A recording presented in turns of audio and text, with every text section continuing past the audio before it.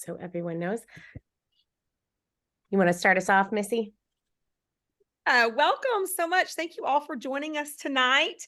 The day before Valentine's Day, if you celebrate the Hallmark holiday. We're so honored that you would pop in with us to have what we think is going to be a really amazing conversation with two really great state leaders who lead really on polar opposite sides of the country, all the way from Georgia to California.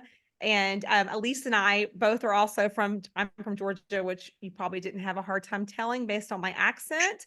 And Elise is from California. And so we actually know and spend a lot of time with these state leaders and are honored to get to advocate beside them. And we both know personally that this is going to be a great conversation. As I just mentioned, we have Tina Engberg with us tonight and Megan Potente. I think I got all their names correctly. And it's funny, we were chatting earlier about how we spend a lot of time chatting in social media DMs, and we don't always really truly know people. So this is the first time that we've gotten to see a lot of you in this space. So thank you for joining. If you haven't already had a chance, pop your name over into the chat box and let us know where you're from. We noticed in our questions, we've got lots of people from Georgia and California, but also New Jersey and a lot of places in between. So I'm going to start us off tonight with an introduction of Tina. Since I am from Georgia, Tina is my state leader, and I could probably go on forever, but I'll try to keep this on a more professional level because personally, they're one of the biggest reasons that my kid has gotten the help that he needed. And she has taught me so much about what I know about advocacy. So I know tonight she's going to do the same for you. But Tina is, like I mentioned earlier, she is the state leader for Decoding Dyslexia, Georgia. And she is actively involved in dyslexia advocacy since her son, who is a profound dyslexic, who is now in 12th grade, was diagnosed in kindergarten. So she, as you can tell, has walked this road for almost 2 decades, or actually over a decade, but a pretty lengthy time. She is keenly interested in the science of reading, effective educational interventions, and the mental health issues that surround dyslexia. She is a native of Atlanta, and she is a graduate of Bates College, and she recently started her master's in reading science at Mount St. Joseph's University. So she's putting some education behind her advocacy, which I think is just going to make her an even bigger, more influential advocate. So welcome, Tina, tonight. And Elise, I'm going to pass it over to you so you could introduce Megan. Well, I have the honor of introducing Megan, and I apologize. I am going to read because I just don't want to miss a thing. Megan Potente is a co-state director for Decoding Dyslexia California, a grassroots movement dedicated to improving access to evidence-based literacy instruction as a fundamental civil right. Yes, thank you. She has been active in DDCA leadership for over 4 years, during which time DDCA has achieved 2 major legislative milestones for California, including improved literacy teaching standards and required K-2 universal screening for reading difficulties, including the risk of dyslexia.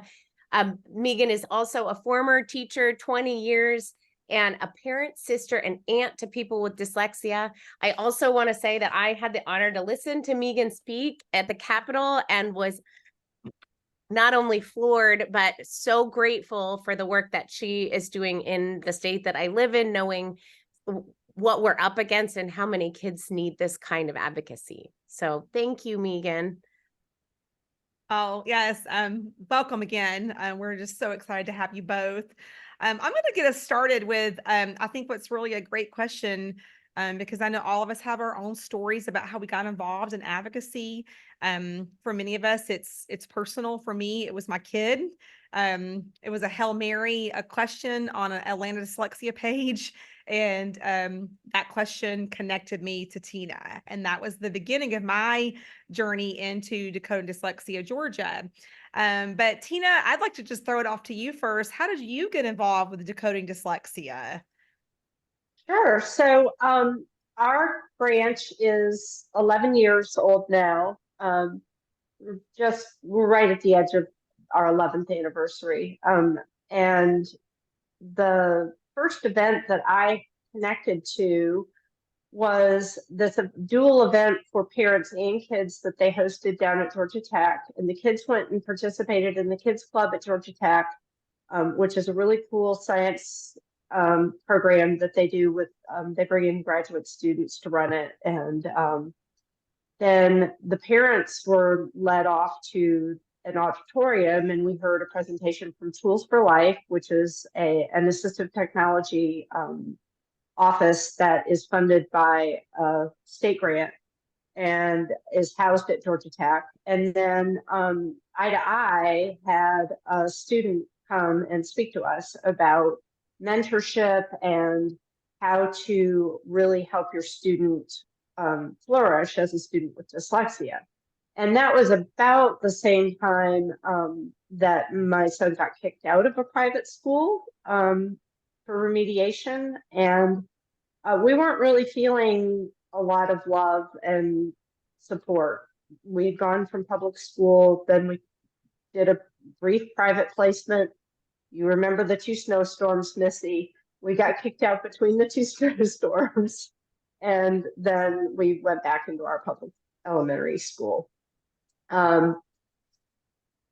That was how I got started with it. I started doing the social media. I was educating my own self along the way. And because I was responsible for the social media, one of the things that I started doing was really making sure that parents were informed and had the opportunity to read the things that I was reading, articles,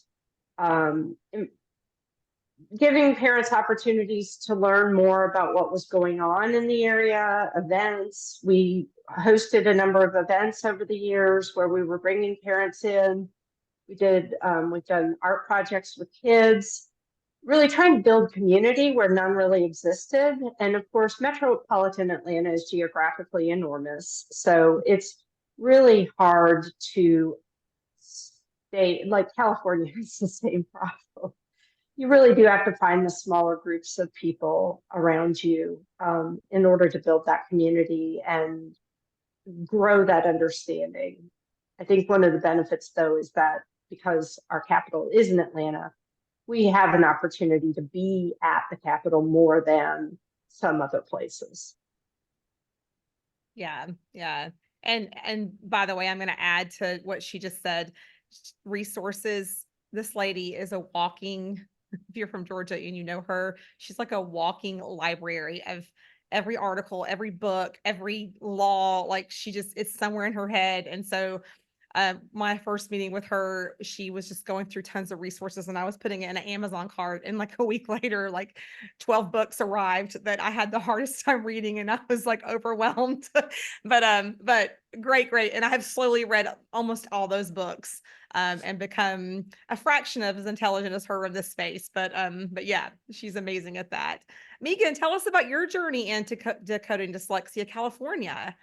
Sure. Well, it's great to be here. Thank you for having me and everyone else. And as we already said, like, it's so nice to see you and talk to you. Usually I'm always like, texting or emailing you guys. So this is great. So DDCA California started around the same time as DD Georgia. We started in 2013, but I got involved in 2017.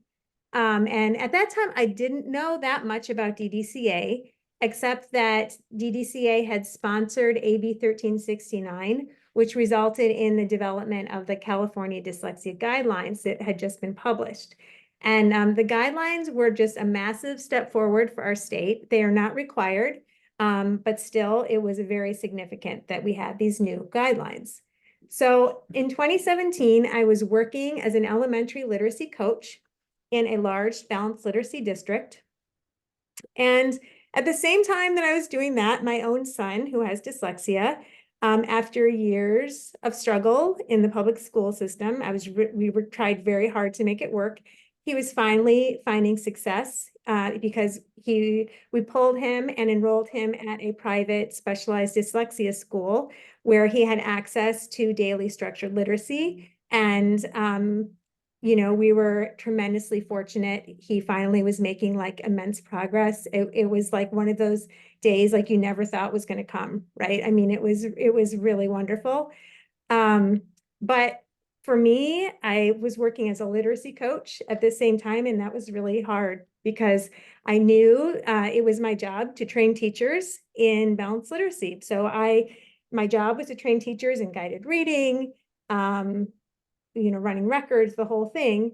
While my own son was finally learning to read because we had resources to ensure he had access to the instruction that he needed, that so many children need and so many kids don't have access to.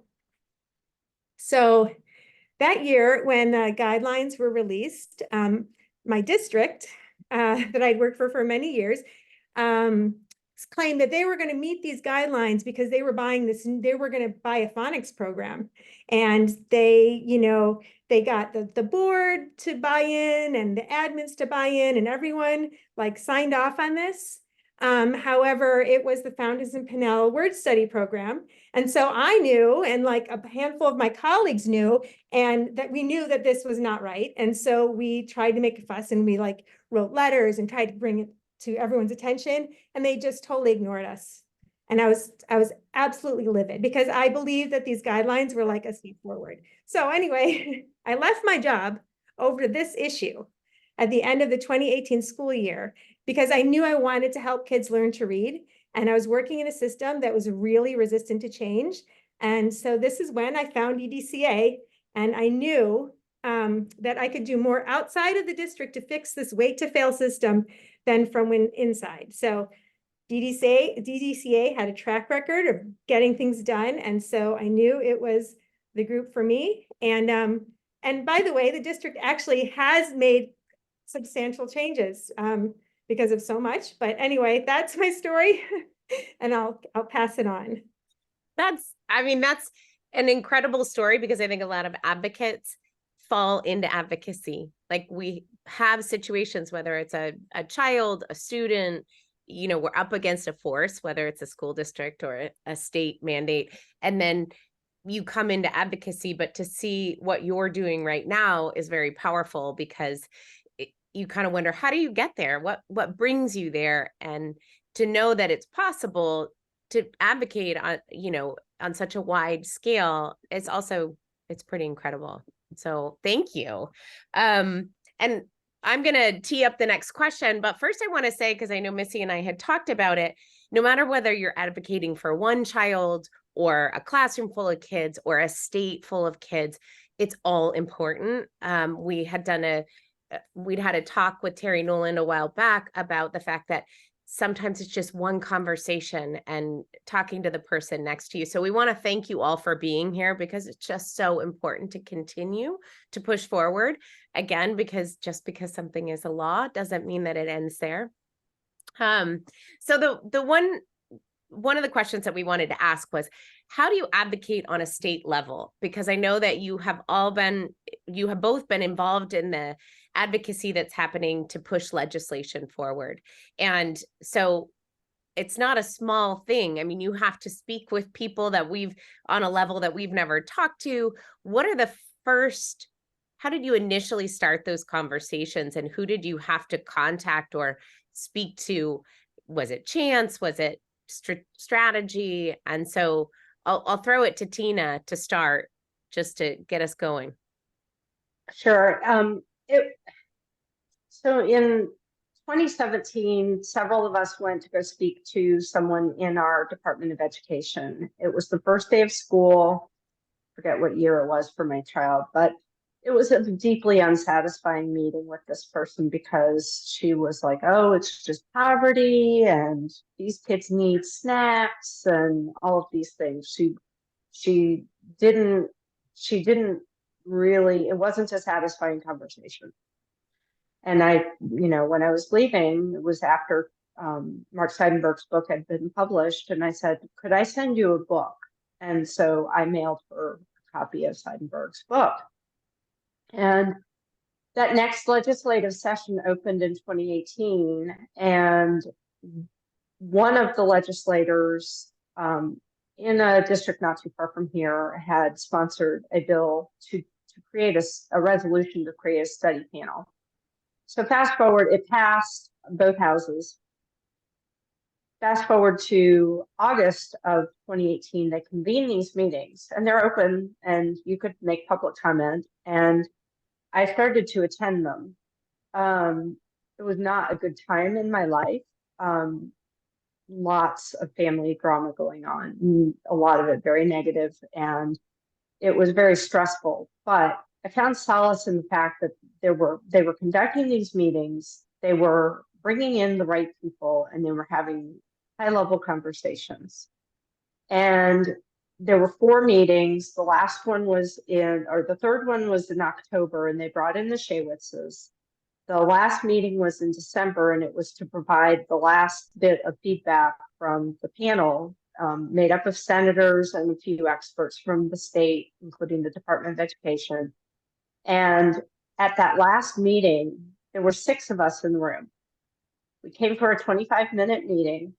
They read the report, and we all looked around at one another. And one of them was my soon-to-be friend, Pat Warner. Pat happens to know Missy. Pat also was friends with the senator who took on the responsibility of creating the legislation in January of 2019 when our Senate convened. And his suite mate was my senator. So we had an opportunity to start a conversation with Chairman Martin very early on in the drafting of the bill. And he sought our advice. He sought our expertise and knowledge about the subject, because a lot of legislators don't really know much about the subject to begin with, because they're expected to know a whole lot of things, but at very low level. They're not expected to have deep knowledge in certain areas. So one of the things that we did was we would go down. I remember getting invitations to be down at the Capitol at 7:30 in the morning to go review a draft. And I'd bring in people that I knew from our IDA, a professor from Kennesaw State University. We just really brought in people who knew what the legislation should look like, and we provided feedback. It went through the legislative cycle. It was signed into law in May of 2019. And great, we have law. Awesome. What happens next? I didn't know what happened next. And we happen to have very unusual cast of characters down here in Georgia. One of the parents that I was connected to very early on in the legislative process is the mother of a teenager with dyslexia. She is a professional lobbyist. And I hung on her every word, and I was texting her questions about the process. She knew everything about the legislature that I didn't. And I had lots of coffee chats with her, helped me. This group of us who are coming down to the Capitol, we don't know the ins and outs. We really need to know the ins and outs. Please help. So the bill gets signed into law and in May. And we had a lot of parents show up. It was held at a high school down the street from my house. The governor signed it in front of probably 100 advocates.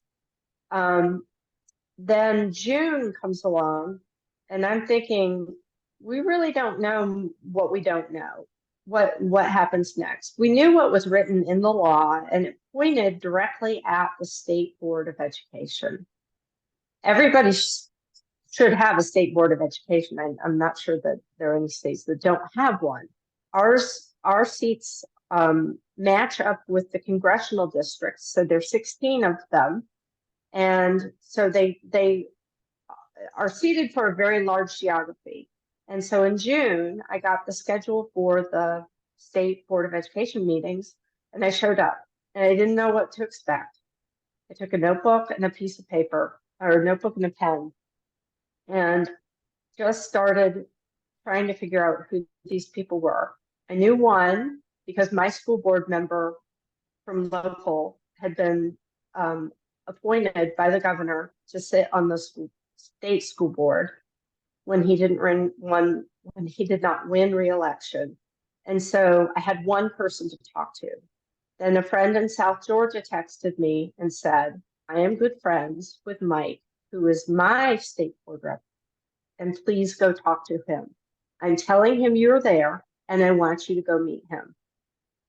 That unlocked the key, because where my state board representative didn't necessarily want to talk to me because he really didn't understand what I was getting at when I did talk to him, Mike got it, because Mike knew this Katie Ruth's son, and they live in a small part of the state where there just aren't the resources and there isn't the knowledge base. And so Katie Ruth set out to build that down in South Georgia. And she connected with a whole bunch of people as a result. So we wound up meeting through successive, I've been going to state board meetings now consecutively for the last 5.5 years. Even during the pandemic, I would tune in on Zoom. And we wound up meeting everybody. And every time there was an opportunity to have a break in the meeting, we would go talk to people. And I was bringing along other parents to come and join the conversation, because not everybody's from all over the place. And if we can hit multiple people, and then one of the things that happened was one of the chairmen, Scott Johnson, told me that his grandson was recently diagnosed with dyslexia and he had questions. And so I was able to answer those questions. So all along the while, we've been building relationships with these people who are in charge of how the law gets implemented. So from there, you know, I'll stop talking because I could go on forever, but a lot of this has been relationship building and also informing. And that's one of the reasons why I keep and hold on to a lot of information, is because we write things that we share with legislators. We write things that we share with state board members that we're learning as we go along. And I think that's an important role for parents to play, because this information is not being shared with them. I think you hit on a lot of things there, and just as from what I can pull as someone who wants to be involved, that relationship building, that one conversation leads to another, and that you find people who are in for personal reasons or are starting to understand, but also that information giving. I know, Megan, when I got to go with you all to the Capitol, they had us take information to our representatives so that the more times they're receiving the information and the more they know about this, the more educated they are in their votes and moving forward. Thank you for all that. It's so interesting to hear all the ins and outs. Megan, would you mind telling us about how you kind of access the state level and the legislation on that, in that field? Yeah, so thank you, Tina. I mean, so much that you said kind of parallels our journey here. And for those of you who might not know this, Decoding Dyslexia was started in New Jersey, and now every state plus how many like There are a couple of Canadian provinces, Bermuda, Quebec. Quebec. Right. So now there's no, I mean, you could call them chapters, but technically each group is independent. So how California works is a little, and I think the reason for that is because our states are unique, right? Our states are different from one another, but how DD works in one state might be a little different than another. But in California, we're totally still 100% grassroots. The first bill we sponsored was the AB 1369, which resulted in the guidelines, the dyslexia guidelines. And that just started from someone who was our former state leader, Toby Meyer. She went to a community meeting and she started that conversation with her assembly member. That's really what it's about, like connecting across the state and having people just advocate and getting to know their representatives and having those conversations. So, it's kind of funny with the pandemic, Zoom really took off and now everyone knows Zoom. Well, DDCA with our geographic size, we've been using video conferencing for years before the pandemic to reach the leaders in every corner of our state at regular meetings, because we have approximately 5.5 million students enrolled in about 9,000 schools in close to 1,000 school districts. So it's, we're really large, and that doesn't always make things easy, but that's the reality here. So, I'll talk a little bit about our most recent legislative accomplishment, which was passing our screening bill that took, it was our fourth attempt, because we really wanted to do it right in 2015 when AB 1369 passed, but that didn't happen. We just kept trying, and finally last year it did pass. And I think looking back, what really made that happen was just building a broad coalition, right? It took many years, but that, with the event at the Capitol that Elise spoke about was when we had SB 691, we had 33 legislators sign as co-authors. We had support from 50 organizations. When you have that logo sheet with all of the logos demonstrating that like everyone cares about this, how can you not care about this? This is like so easy. It makes so much sense. And as Tina talks about, like the evidence is very clear. So for you to ignore that doesn't look good, folks. And at that point, the governor got behind it. And once the governor was on board, we knew things were happening. So, some of the really key pieces, I think, was just broadening our coalition. For years, we've been kind of looked at as like this niche. Dyslexia is this niche thing. But we know that's not true. And we really help people understand that, the science of reading and really applies to all kids. And dyslexia, we're the canaries in the coal mine, and our kids are going to suffer the most when there's poor reading instruction. So we need to make some changes. But Kareem Weaver, who lives in my area, who's a friend of mine, he was really critical in moving the conversation. His work with the NAACP in Oakland. We also have approximately 1 million English learners in our public schools. So building coalitions with English learner advocacy groups, diverse groups is so critical. And as I said, the issue matters to everyone. It's not hard to find other parents of kids with struggling readers, and having those conversations and talking about the important nature of this all. And then in addition to like sharing information and sharing the evidence and making those connections with the experts, we have the reporting of Emily Hanford. I don't think we'd be in this position if it hadn't been for her work, which has really moved the conversation and made it so accessible to so many people. So gosh, you hit so many amazing points. I think whenever you say Emily Hanford, we're all like, yes, yes. She was this voice that came along and just amplified all of our voices. We were all kind of in these corners of our states doing all these great things, and we're talking and we're building relationships like both of you mentioned, and we're forming coalitions. We also are grassroots in Georgia as well, but she kind of just connected all of our stories on a national level to where people could hear us. And I also love what you said about broaden our coalition and the fact that we are decoding dyslexia. We make no apologies that we're advocating for kids with dyslexia to get evidence-based instruction. But what we realized, I think all of us in the middle of this, was that was a message that resonated to so many people outside of our dyslexia bubble.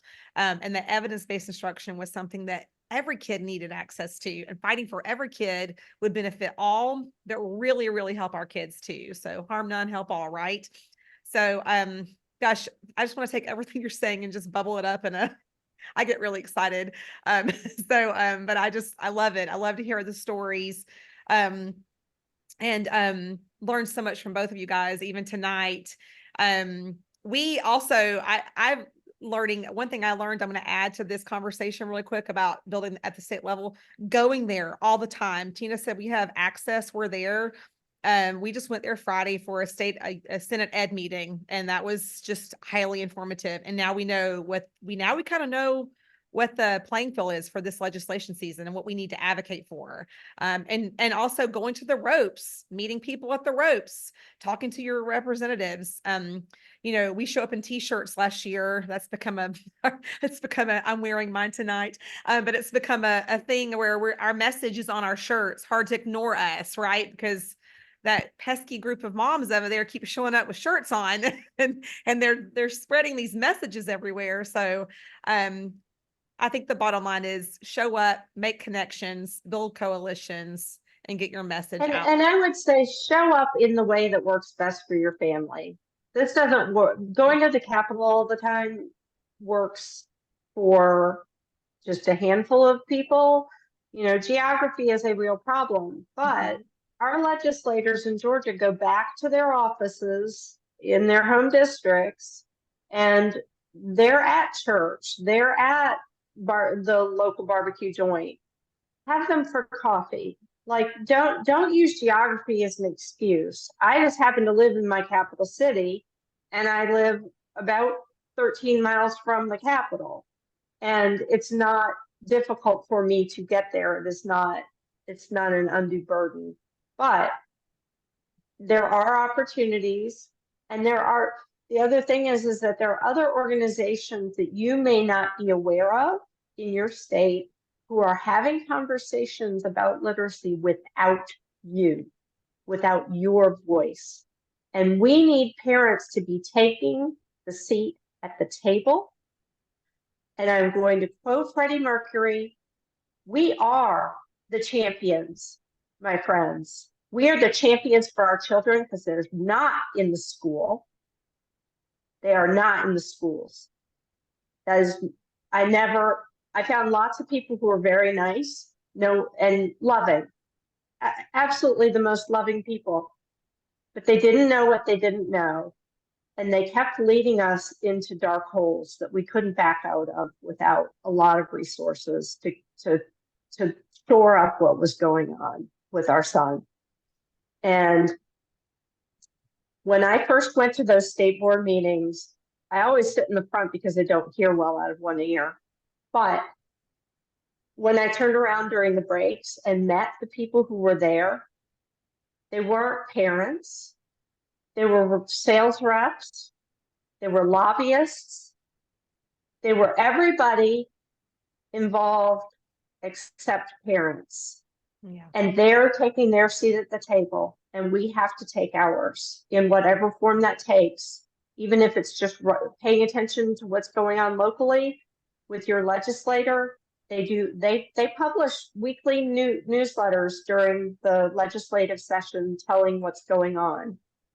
Even if all you're doing is writing an occasional email to them and letting them know, I am deeply concerned about literacy issues and dyslexia because, and then briefly share your story and let them know where you live. And during the off season, I'd love to meet with you to discuss. And then, that opportunity to share Solda's story was huge, because we could tell parents, share this with your legislators, share this with your school board members. They need to know. They don't necessarily know. All of the people who hear this message are impacted by it in some form or another. And I cannot tell you when, it was probably 9-10 years ago. I went with a friend, I was a PTA member, and we went to some think tanks breakfast.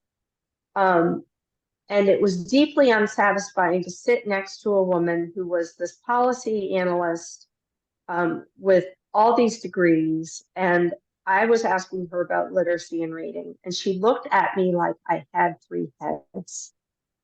And I said, I really am having a deep problem in our school, and you're the policy analyst, and I would like to have a conversation. She wouldn't engage with me. She walked off, and every time I saw her for the next, 6-7 years, she would ignore me. She would not talk to me. And then another person who knew her well said to me during the pandemic, she now knows what you know. And now that person is engaging. And there are people who don't know this unless they've seen it themselves, and then they start to understand. And then, but we, like Megan said, we are the canaries in the coal mine. We are, and we are as parents. Our children are, and it is just really frustrating to have these experiences on the ground level in IEP meetings that go nowhere, and having I had special service administrator laugh at me when I suggested that balanced literacy was not helping my son. And we were looking at middle school with an IEP that was absolutely useless. And, you know, you can't convey, it's hard to convey that kind of emotion to people who don't get it.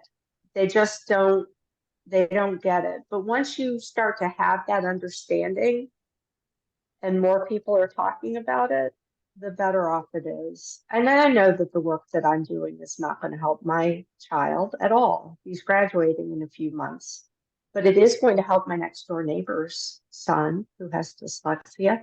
And it's going to help my neighbor across the street whose granddaughter is 6 months old and her mom is dyslexic. And she might be helped 5 years from now when she hits kindergarten. We'll see. I just don't know. But I feel like we're headed in the right direction if we can get this implemented correctly. I love that. And I think that's an excellent segue into our next question about implementation. And I just want to echo really quick too. You said, go where you are and advocate. And I think that's a huge thing because like California's huge, Georgia's not as big, but like it's hard for everyone to get into the same spaces, but go where you are and do what you can do to move the conversation forward. And then to get this implemented, I'm going to use that as my transition to our next question, because implementation, you know, in Georgia, we've passed SB 48, which is our dyslexia bill, which goes into effect this year. And then HB 538, which is our early literacy bill. And what we're learning, which we kind of knew, but now we're really beginning to see, is that implementation, the way this rolls out is so critical. You know, the bill is step one, and that's like a marathon just to get that passed. That could have a whole webinar on what we experienced last year with just getting our bill to pass and the panic attacks that we had, just getting it to the floor. But here we are, it's passed.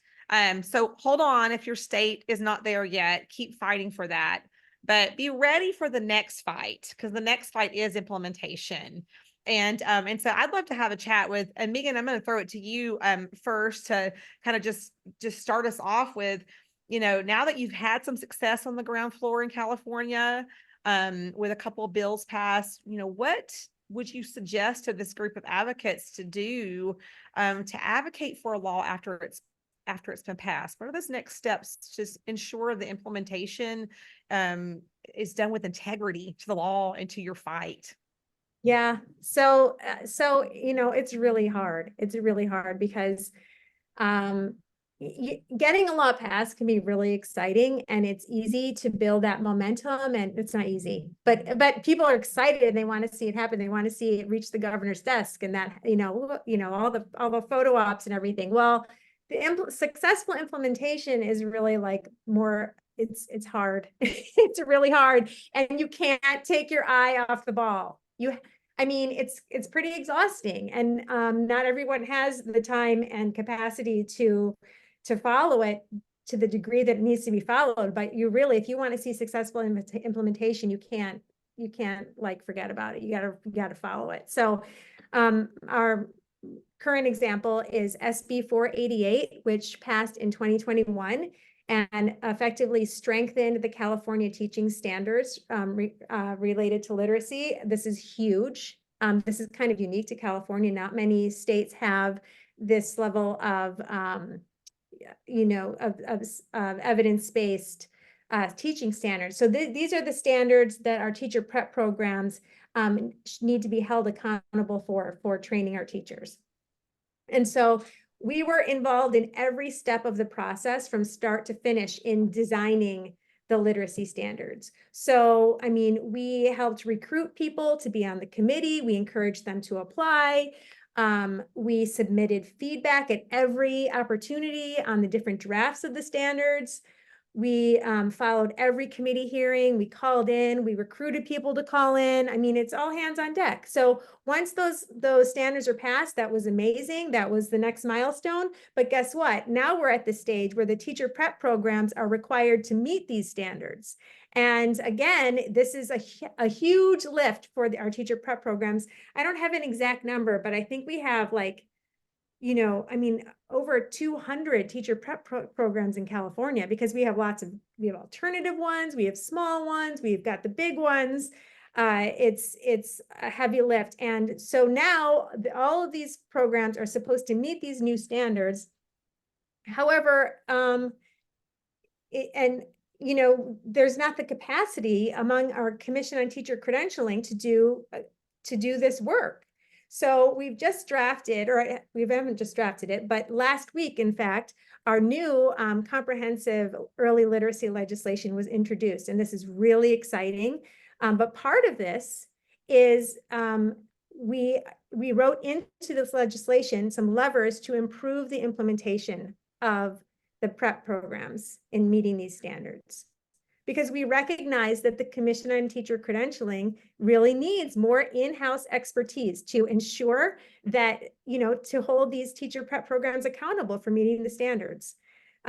So it's a work in progress. You can't drop the ball. You have to really follow it. And that's what we do. And actually, that reminds me, another thing in the previous question about relationships, we have relationships with the media too. So, you know, we are constantly in communication with reporters who are, thank God, they're interested in this topic. I mean, this is big. And so we have regular conversations, letting them know what's going on with the teaching standards, with the screening bill, and so forth. It's just never ending, but it's well worth the fight.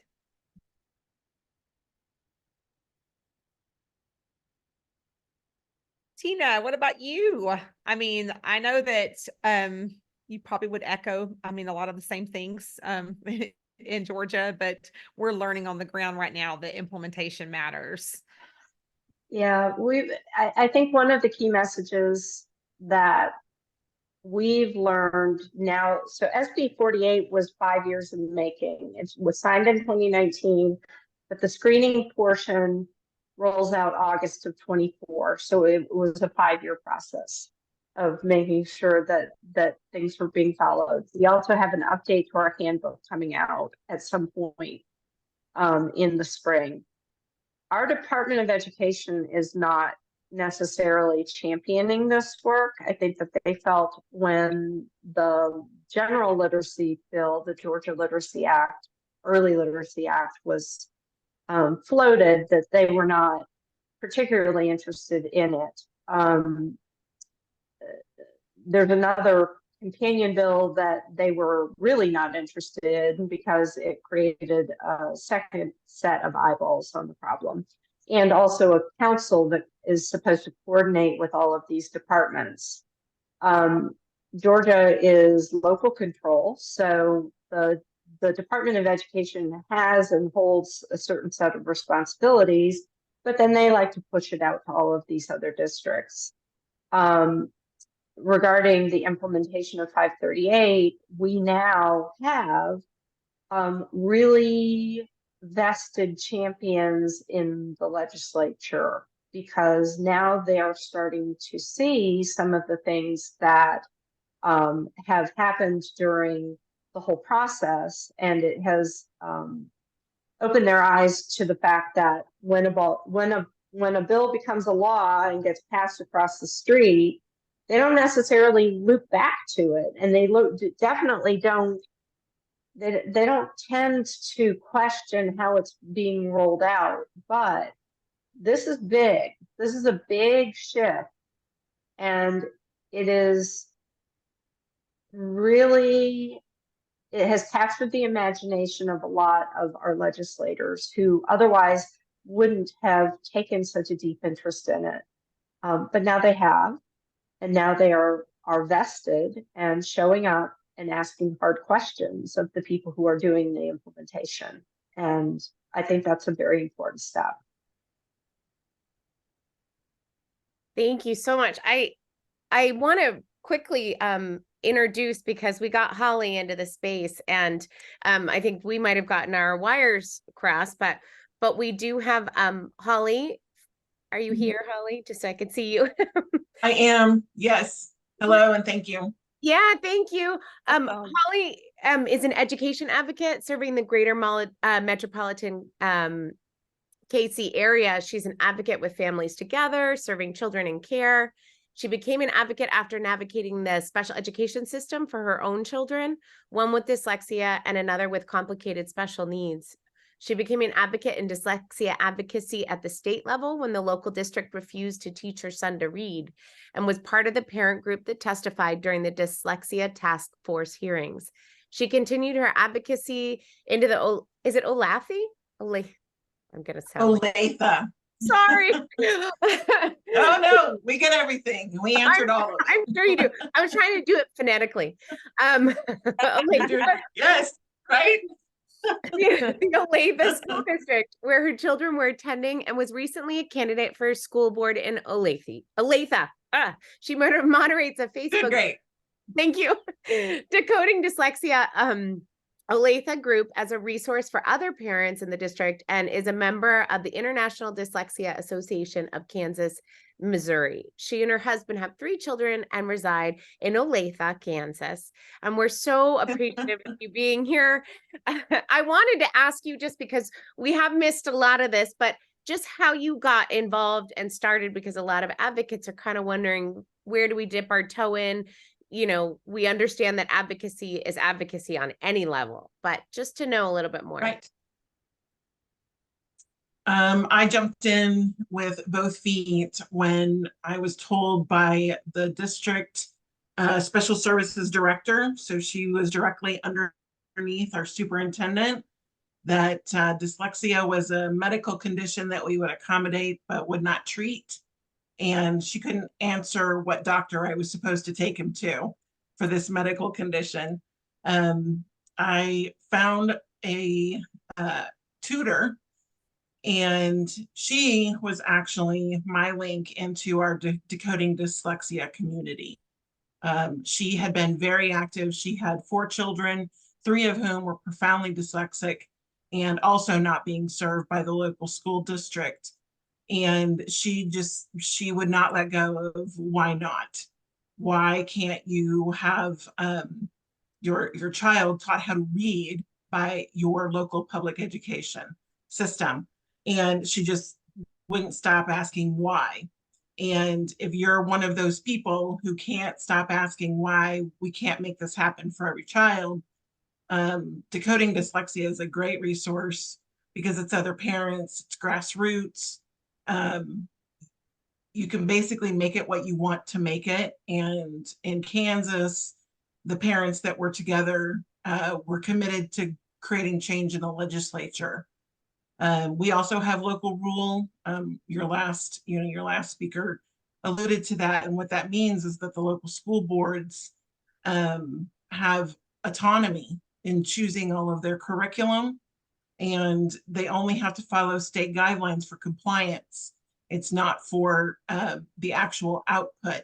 And you have to understand that when you go into advocacy, the words matter. Unfortunately, there are words that create action, and there are words that spur someone to making a good choice, and that start timelines moving. And if you're not using the correct verbiage, they can pacify you and keep you moving down the road with no real progress being made for your student. And so as far as where advocates can dip their toe in, since we know the verbiage and we know what creates action, it was really a very natural next step to take that to the local school board. I spoke in front of the school board and still speak periodically, but at the time, before we had any legislation to help us, I was at our school board every month. I was a regular, and I would sit in, like, when the public comes into school boards, they'll leave after the public comment section. Don't do that. Sit there, sit through the meeting, watch how the meetings are rated, watch who's being active involved, because not every school board member is. And then really start targeting those school board members that appear to be active and engaged. Email them, follow up on those they are asking. Members who are not asking questions, that's not your target audience. But definitely follow up with those members that are staying engaged. And then look around the room. The other attendees at school board meetings, whether it's local or state, as your previous speaker also alluded to, players in the game. So I ended up meeting the directors, they're not directors, the managers that are put in charge of the processes that select curriculum and training materials for our teachers, that set professional development schedules, that are looking at curriculum purchases down the road, be they primary gen ed curriculum, special education curriculum, intervention curriculums. And when you start having those conversations and you start working with those decision makers, then without having to do a whole lot of legislative action, you can still create change.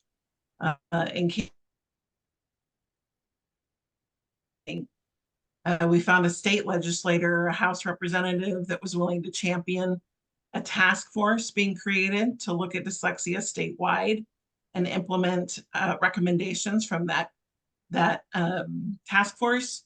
The task force was incredibly productive. It was chaired by a member of our state board of education, and there were representatives from every part of the literacy world, to include parent advocates, our dyslexia parents.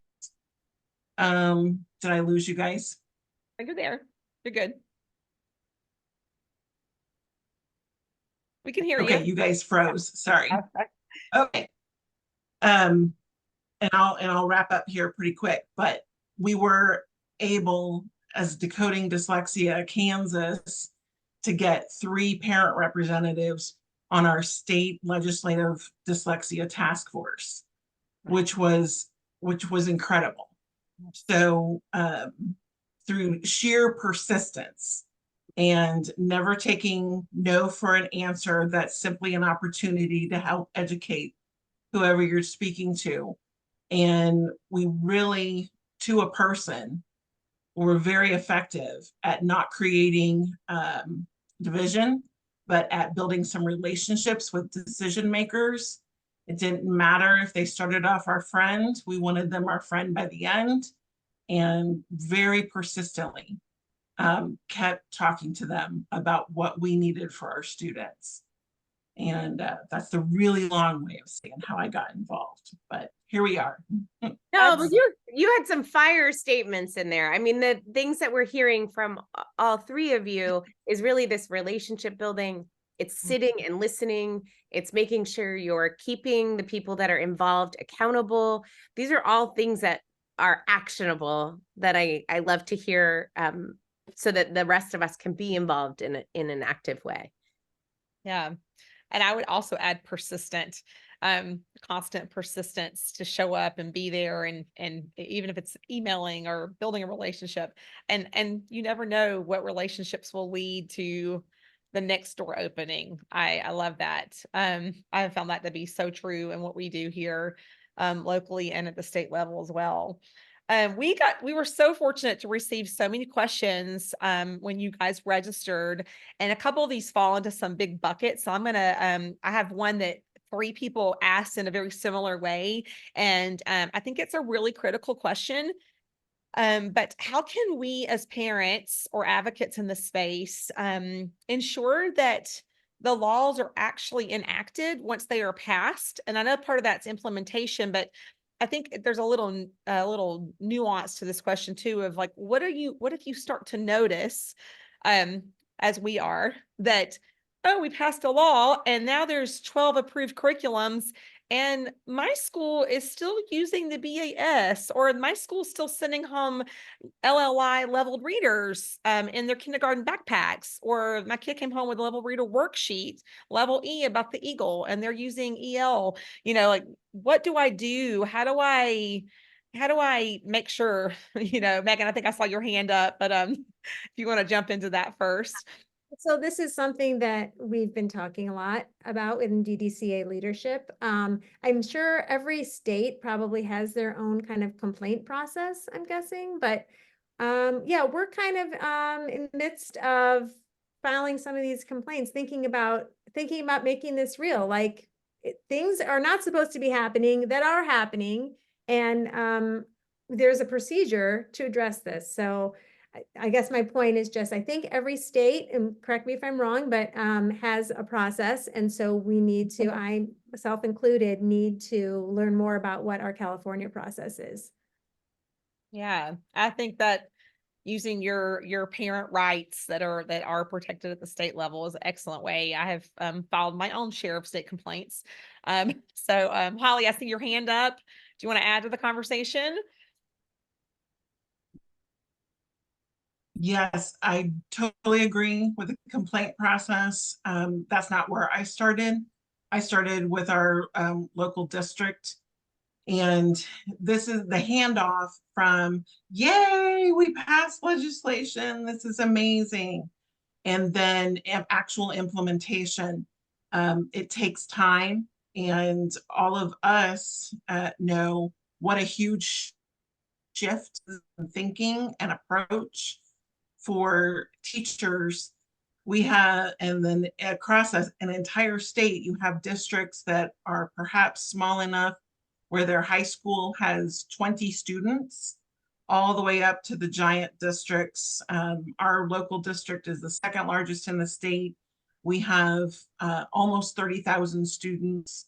We have 4,500 certified staff, and then there's every level of school district in between those two either ends. So I likened it to turning the Titanic, and we were the lookouts, right? Saying iceberg ahead, we're gonna hit it. The time it takes for large systems to make movements, but and they responsive to professional, polite, persistent representation. So like I said, every school board meeting, I'm there. Every possible opening for an advisory committee, whether it's to the superintendent or to the director of curriculum, to your state board of education, reach out to those school board members, both at the state and the local level, asking, where can I get involved? Do you have a standing committee that meets in the district regarding curriculum implementation? If you have a standing committee of any kind, and many districts have advisory committees, is there a parent representative on there? And a parent representative separate from staff. Many districts turn around and say, well, our staff are parents too. We have kids in the classrooms. Do you have a parent advocate who is representing purely the needs of students? Would not be in conflict, right? If they maybe question something that their boss or their boss's boss was going to be recommending for implementation. So keep lobbying persistently and always professionally. I cannot tell you the number of administrators who have told me over the last few years how much they appreciate that our approach was always polite, it was always persistent, but it was always professional. And we respected the fact, or tried to at least acknowledge, that we didn't believe that any of their decisions were out of malice toward our children, but it was simply a not knowing what you didn't know. And how can we help educate, and how can we bring all of us, raising this standard across the district. But they do truly appreciate a polite and a professional approach, even if you show up every single time. I love that. And I put over there in the comment section, lobby consistently and professionally. You never know when the people that you're talking to are going to show up in other conversations or get new jobs or things get shuffled around. And so that is a huge important reminder. So many great things. Elise, I know there's a couple more questions. You want to try to squeeze one more in, or do you think we're out of time? Or I know, well, we are out of time, but I think I'll keep going, and hopefully, if people are still here and want to hear the answer to their question. We had a question about California districts. So Megan, this is going to come straight to you, but what will the California districts be required to do under the new legislation? So we've now passed this universal dyslexia screening. What are the next steps for that? So I'm gonna have to pull up. We have so much. Sorry, that's No, I want to get this correct. So basically, right now, we have good news in that the panel of experts has been named, and Dr. Timothy Odegaard is one of our experts, which we're just absolutely thrilled about. The experts include 9 people. So these experts will be responsible for identifying the screening instruments, and then screening begins. Let's see. I'm gonna put the blog in the chat, but I'm kind of embarrassed that I'm blanking on all of these details. That's okay. That was it. We threw out a question that you weren't prepared for, but I was so interested. No, I should be prepared for this. I used to know this in my sleep until last week. We had our new bill introduced, and now I'm all about AB 2222. Yeah. That's 4. But yeah, so I will put all of the information about universal screening. It's coming, it's exciting, and it's a start, right? We all know that it's not going to solve our literacy crisis, but it is the critical first step that ensures kids get the early intervention that they need. For sure. Awesome. Yeah. I think Elise and I always do this when we're trying to wrap up. But I just want to say, first of all, I've learned so much, and I would also add, just keep learning. I want to give our panels, before Elise wraps us up, just a chance to do like a 3-minute, or sorry, not a 3-minute, but a 3-word, not 3-minute. You're like, guys, come on, a 3-word or just a few words. So just final out there, like call to encourage or this group of advocates. So Tina, I'll go to you first, and then we can pass it to Megan. I'm going to channel my grandmother, write thank you notes. When someone does something for you, or you have an extraordinary opportunity to spend time with someone, especially since we've had this literacy council work going on, write thank you notes, be grateful. That was a great one. I like the little tidbits that we can pull with us. Yeah, thank you, Tina. So I will just say, never give up, right? Believe in our kids. We know that they can do this. Never give up on children. It's the motto. I love it, because that's why teachers are teachers. It's what we do as parents. It's why many of us are advocates. That's amazing advice. And Tina does get us all to write thank you notes. She has spreadsheets with their addresses and their names, and we all pick our people and we get them sent. And it is amazing because they know that we're real and that we care, and we're grateful for the hard work they're doing for our kids. So yes, I'll say thank you. And then Elise, I'll let you wrap us up with a bigger thank you. Oh, well, that's it. I mean, honestly, just what we said before, I don't want to drag it out, but advocacy can be very small and still have a huge impact. So a lot of this can be overwhelming to hear all of this information. Hopefully it will just help you kind of understand some of the paths that we can take with this, and what the little things that we can be doing are.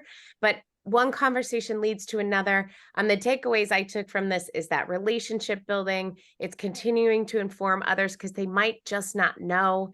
And it's continuing to keep at it, those conversations, whether it's with thank you letters or more information, and just not to give up. So thank you all for taking the time out. We know how busy you are.